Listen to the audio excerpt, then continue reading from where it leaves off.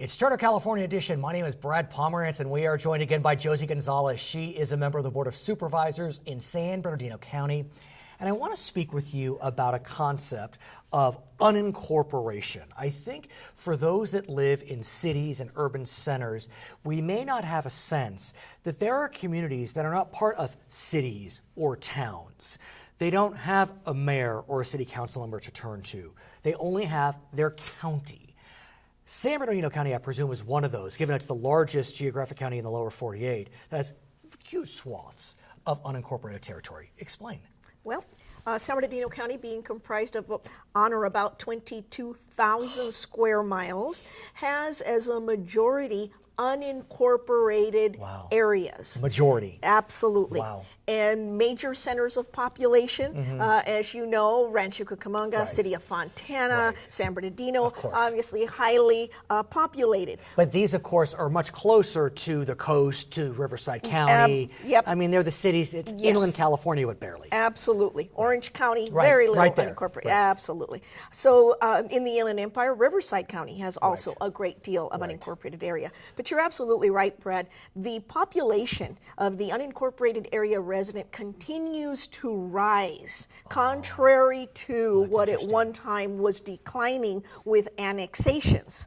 That's interesting. Populations rise because people look for that open space, look for those lower density lots, look for that agricultural, you know, they want to have a goat, a horse, a cow, they're looking to raise their kids in a more open arena. And often you will see communities that pop up will choose to incorporate.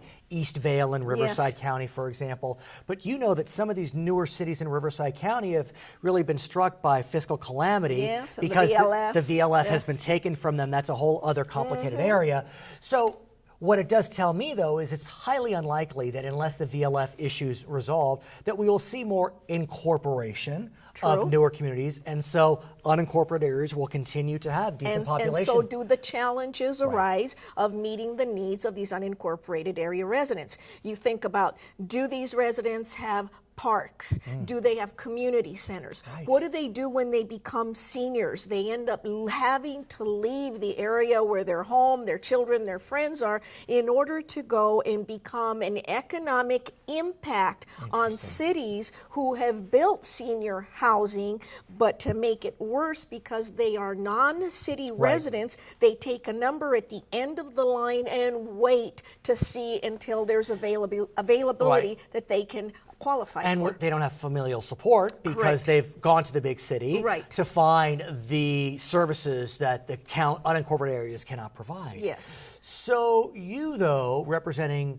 some nice unincorporated areas, by the way. I mean, Muscoy and Bloomington, they're very nice areas. Highly populated. So let me ask you just kind of historically, why are they not incorporated? Do you know? Well, different reasons.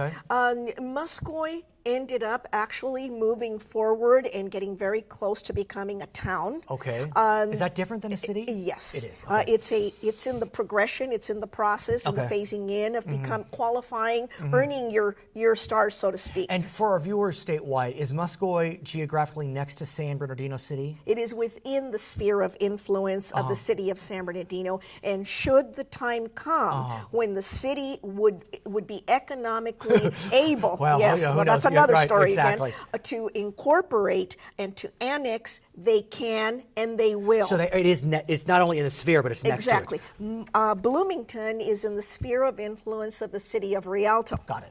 So both belong to a city. They just are unincorporated at the present time. Do we know why? I mean, I don't know if you know the answer. How is it that as San Bernardino was kind of incorporating itself, that it didn't take in the land that's Muscoy, or Rialto didn't take in the land that's Bloomington? Because a city must be able to prove that it can support through taxation its own responsibilities, law enforcement, fire, sewer, water, all of these different responsibilities that a city has. And if they can't, they can only incorporate to the limit that they can. So consequently, unincorporated areas are kind of pieces of land that time forgets, because as you said, only a county supervisor has governance and authority over them. So and unless the supervisor is vested and dedicated to the unincorporated areas, and because the electeds in the cities clamor, the mayors, the city council members call you up and say, hey, I got this and that and the other project, I need your help, I need your support. Well, they're tugging on you, and who's tugging on you for the unincorporated area? So unless the supervisor focuses in and prioritizes its own residents, there is that competition. Well, let me ask you, how did you make the decision, the determination that, wow, I'm kind of their only governmental official, I need to be there for them? Honestly, I mean, what was the moment where you thought, wait, they don't have anyone, I got to be it? Well, it was a very eye-opening moment, a serious mistake that I made that I live with to this day, and that is that as I came from the city of Fontana, having been a council member, I came to San Bernardino County and was elected in November of '04. Immediately I thought, oh, I'm going to be a different kind of supervisor. I'm going to partner with my cities. I know how much we have we could benefit from a good relationship between the city and our county and so on and so forth. As soon as I had some discretionary funds, I designated these funds to projects that would mutually benefit an unincorporated area within the city's sphere of influence and at the same time bring benefit to the city. So that wasn't a mistake, though, was it? Yes, because I allocated $1 million to each one of my cities. City of Fontana, City of Rialto, Colton, and City of San Bernardino. And in that process, I realized that my cities were a bit parochial with their parochial money. And very narrow-minded about who that money really belonged to. And they felt that because the county has deep pockets, because the county had not participated in past projects, that they in fact were entitled to that money and were not interested in building a rapport with the county. So that taught me a very dear lesson, and I immediately said, the residents of my unincorporated areas have no one but me, and began saving my money.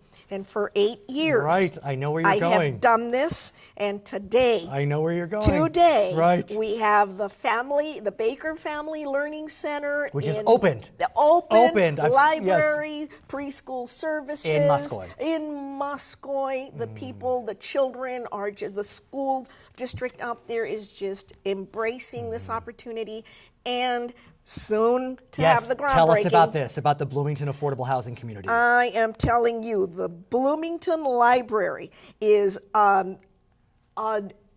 it's a starship. It's a flagship for the unincorporated area. It is just going to blow the socks off the Neil Baker Family Learning Center, because we've got residential components, we have got a community center coming in, and I'm going to tell you, City of Rialto is going to start looking down Valley Boulevard and say, man, maybe we better reconsider annexing, going out and talking to LAFCO and seeing how we can get our mittens on that. And so your goal is to have construction begin in the fall of 2014. Yes. And so the county money, is it seeding the project? Is it acting as a catalytic a force to get this project going, or is the county literally building it? Well, both. Okay. The fact is that I began to sock away money, as I said, 8 years ago. You've known about the breakdown within the San Bernardino County Board of Supervisors. When there is a bad storm. A couple of folks had to leave because of criminal charges. Continue. When there is a storm, it is wise for you to stay indoors and do things indoors. And that's what I did. I started realizing that if I was going to have a long-term plan, I needed to be socking the money away, identifying where, through surveys, we could identify where the most need was, and that's exactly what happened. And you'll come back to talk about Bloomington when you break ground? Absolutely. When we come back, we'll speak with John McMahon. He is the sheriff for San Bernardino County. She's Josie Gonzalez. I'm Brad Pomerance. It's Charter California Edition. Geographically, San Bernardino County is larger than how many American states?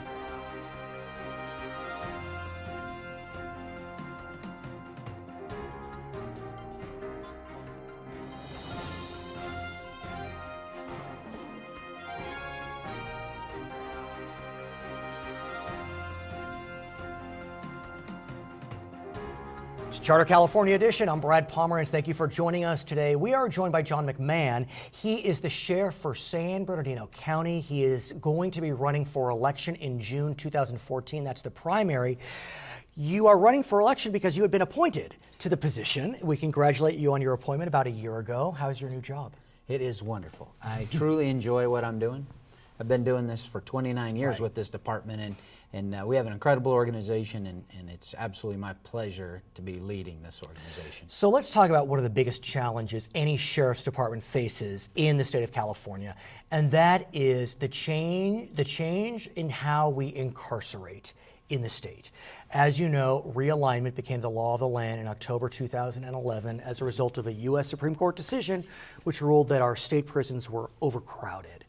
And so the governor hatched a plan whereby lower level offenders would be serving their time in county jails. Correct. How is that going for you in San Bernardino? Significant challenge Yes. for us in San Bernardino County. We have a large jail capacity. We are the second largest jail system in the state of California for a county jail. How did that happen? It's just a quirk of fate?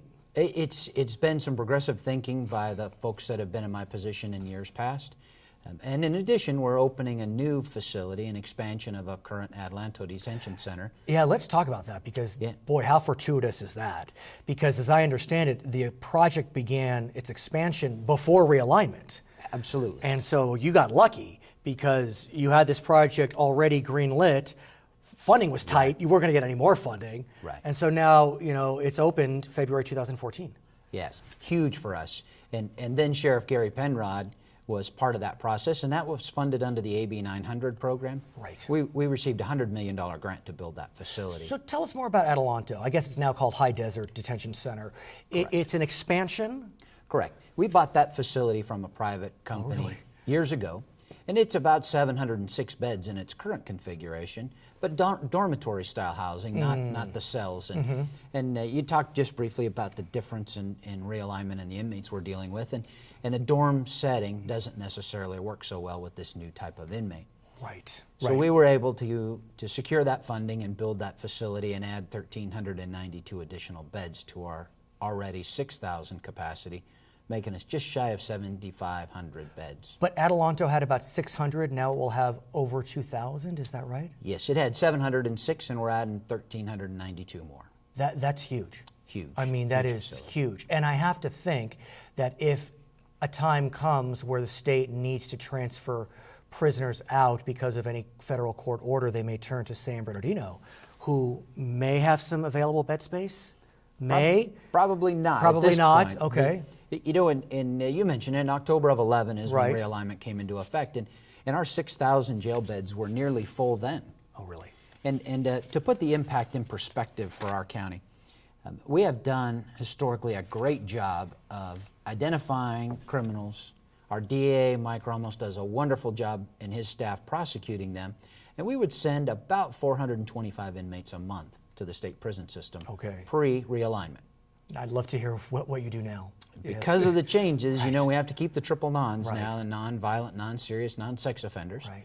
So now we only send about 75 or 80 inmates a month to the state prison. So that means That's the impact. An additional over 300 prisoners. Yes, 300 prisoners a month that we're forced to keep, and we already had a full jail system prior to 11. So how are you handling that? Because look, I know Governor Brown was in town recently. I think he met with your colleagues on the Riverside side of the Inland Empire. Right.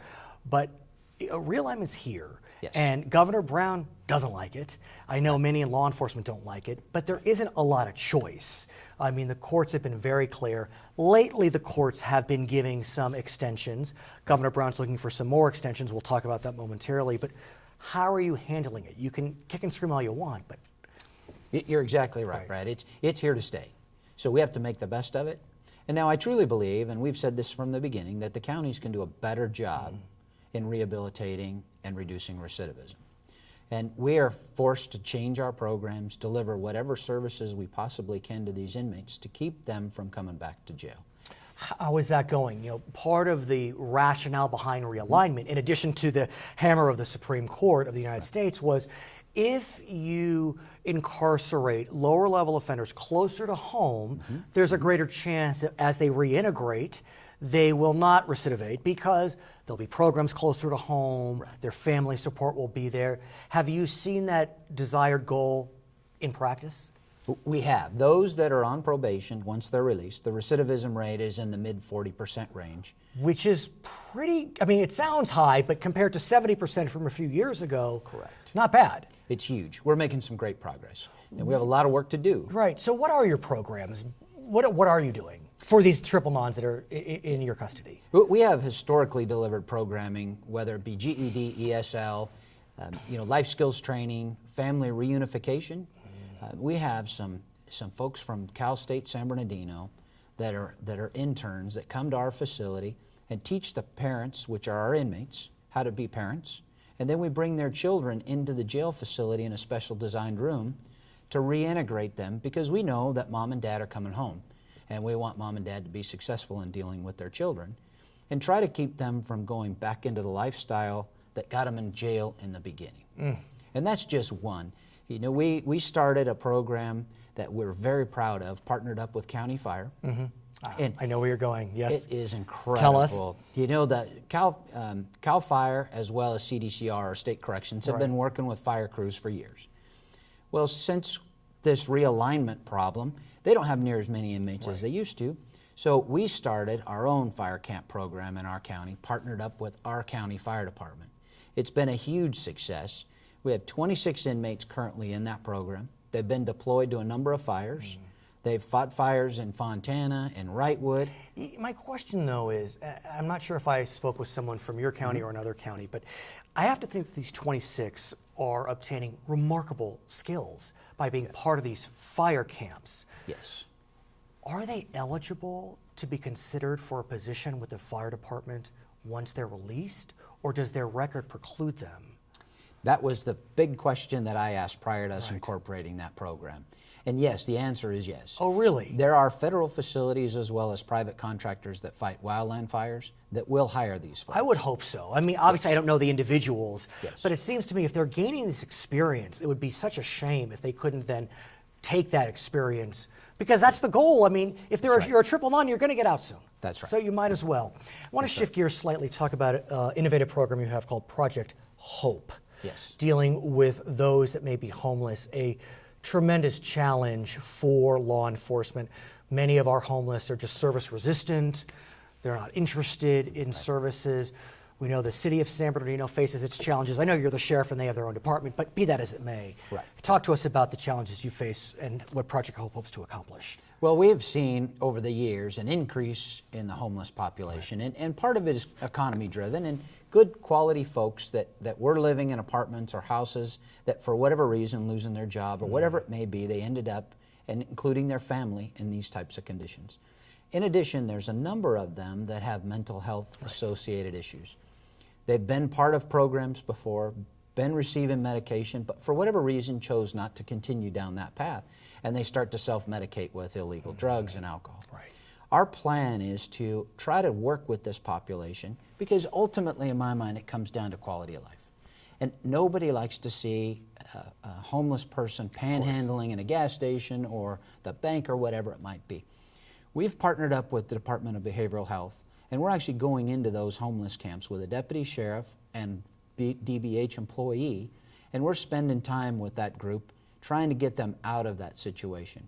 Are they willing to listen? Most are. We ran a pilot program in the beginning to see what the success would be, and we had some incredible success. There is a percentage of that population Of course. that doesn't Service want to change. resistant. That's Yes. simple. Yeah, but there is a large group that are looking for some help with transitional hear. housing, life skills. Sheriff, I want to thank you for joining us. His name is John McMahon. He is the Sheriff of San Bernardino County. When we come back, we'll be speaking with Mike Ramos. He's the DA for San Bernardino County. I'm Brad Pomerance. It's Charter California Edition. Geographically, San Bernardino County is larger than how many nations?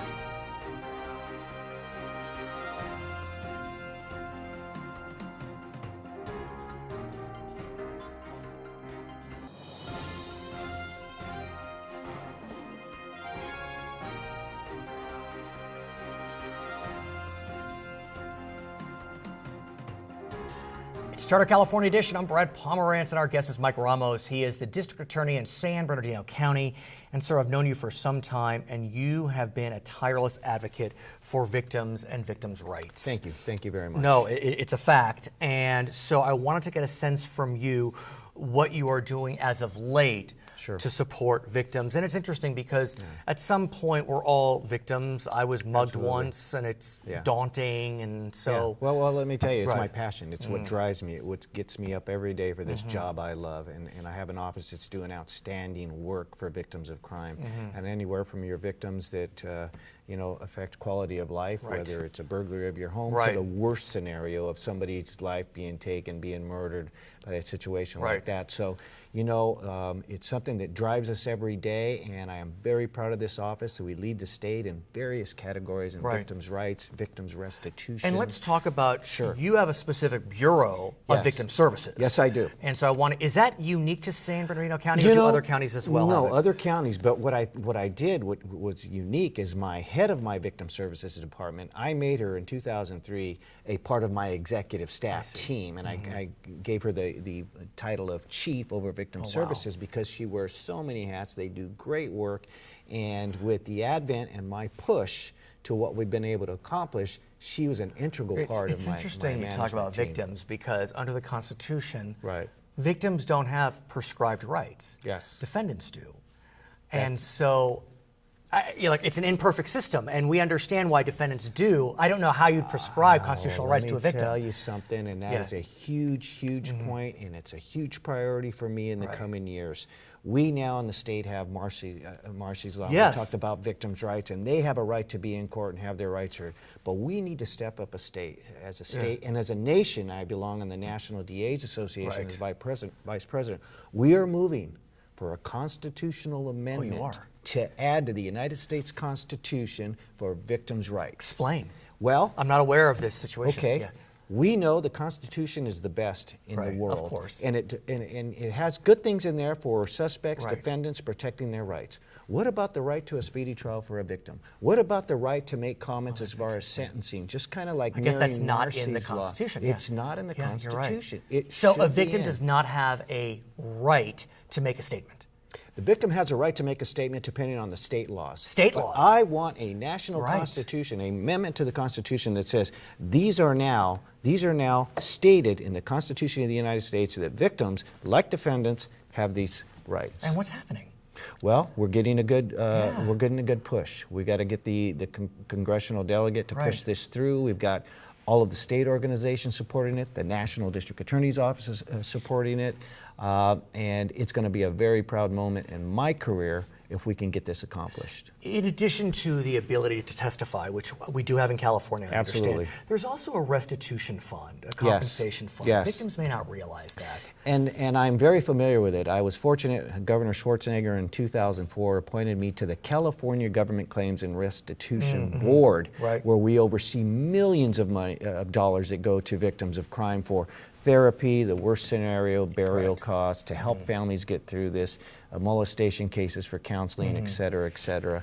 And, it's something that I'm very proud. Our restitution unit in my office, we have our own, we lead the state in collecting millions that go into that fund to help victims of crime. Let me ask you, if someone is a victim of a crime and the defendant is ordered to pay restitution, it could be a white-collar crime, for example, does the victim receive some of that restitution? I'm sure they do at some level, but how does that work? Yes, it works in two ways. If you're a victim of lost property, stolen property, a financial crime, that restitution goes directly to you. Through whom? Through the collections, through probation, through usually in our area, the probation department through collections, it's part of that. Interesting. Through the courts. If you are a non-financial victim, but you still need services for counseling, for therapy, for those things, that goes into a fund that can be used to assist victims, and that's what I was talking about, the California Victims Compensation Board. I want to shift gears, if I may, and talk about the perpetrators. The perpetrators wind up in either prison or jail. Prison is a state institution, jail is a local institution. We know that under realignment, which passed a couple of years ago as a result of a U.S. Supreme Court decision arguing and ruling that California prisons were cruel and unusual, that we've had to decrease our prison population. Now, the governor, I mean, every day is a new development. The governor has recently said that he has made a request with the federal court to provide a 2-year extension to decrease the size of the prison population. Right. He has agreed that if they don't meet targets after 2 years, he will turn over the responsibility to decrease the prison population to a court-ordered monitor. Right. Fascinating. And he's also proposed other ways to decrease the prison population: parole for medically frail, elderly, some repeat offenders, some 3 strikers, some lifers. I mean, there's a lot of particulars. There's a lot of particulars. I'm hoping he gets the 2-year extension, because if not, it's going to be a very, very we have some concerns, both myself, the DAs across the state of California, of course, because we already have thousands that we can't send to prison anymore, the triple nons we've talked about through realignment and AB 109. So then what do? Then we talk about, okay, who's left? The worst of the worst is left in state prison where they belong. So then they're starting to talk about, well, what about paroling these lifers that have committed murder? He said he would agree to immediately release lifers, including murderers, deemed eligible for parole, but given future dates. And I think that is absolutely the wrong way to go. I will tell you, and we're going to come up with some ideas and thoughts, because I like solutions for the governor. I don't want to just say that's wrong, but we'll give him solutions. And it is wrong for this. Back to what we were talking about originally, victims' rights. You know, it'd be nice if a mom or dad could go and say, okay, my son or daughter's been murdered for 20 years. Can we get her back now? No. No, this is about punishment for victims. But if the parole board has ordered a release in the future, could one not argue that to avoid the governor being held in contempt or someone else being released that has not been deemed eligible for parole, that it would be appropriate? There's going to be a situation where they're going to have to release certain inmates. Or maybe not. I mean, the governor said he'll contract out. And I have to give credit to him, because he is, and he's looking at rebuilding some old state prisons that were closed down, like in Norco. We talked about that before. I think more funding for Indio, is it? Right, and that's something that he and I have had personal conversations about, so I give him credit for that. But we're going to have to be real careful if we get to that point on just who we're releasing from prison. What about prison construction, prison expansion? I know the governor was recently in the Inland Empire. He met with some folks on the Riverside side. I know you met with him recently at a DA's conference. I'm sure he has. I mean, he was Attorney General of the state, so I'm sure he wants to hear what you think. Yeah, you know, I have a good relationship with Governor Brown. I knew him as the Attorney General, and he'll pick up the phone if I call. And we've had these conversations about realignment, about the death penalty, about all of these issues that are affecting us. And just last week I said, you know, we're getting cut $6 million in my county from this AB 109 funding. Why?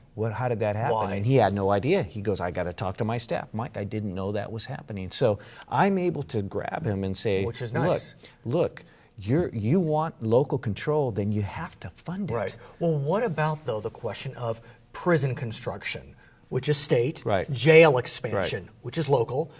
You need money for that. There's a middle ground. We need what I call a local state prison. If we're going to stay with AB 109 and realignment, we're going to have to build not jails, because those are for short time. That's county, not state prison, because we're already told we can't put these people in.